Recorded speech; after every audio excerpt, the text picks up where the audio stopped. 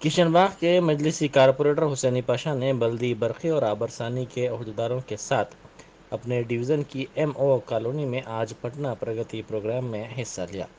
उन्होंने इस मौके पर अहदेदारों को मसाइल की तरफ तवज्जो दिलाई और इनकी यकसुई पर जोर दिया। आज किशनबाग डिवीज़न में पटना प्रगति प्रोग्राम अमल में आया है।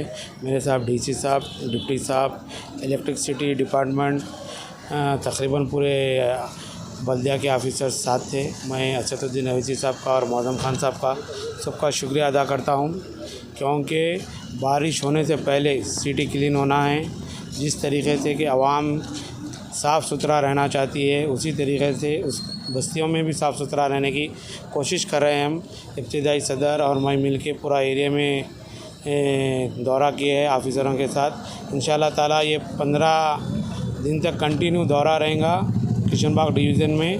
हर कोने पे, हर गली में, हर घर घर जाकर जहाँ जहाँ मच्छर का प्रोग्राम है, जहाँ आपको ज़्यादा सफ़ेद नहीं हो रही है, जहाँ झाड़ू नहीं हो रही है, जहाँ लाइट का प्रॉब्लम है, इंशाल्लाह ताला वो दूर करने की कोशिश करेंगे।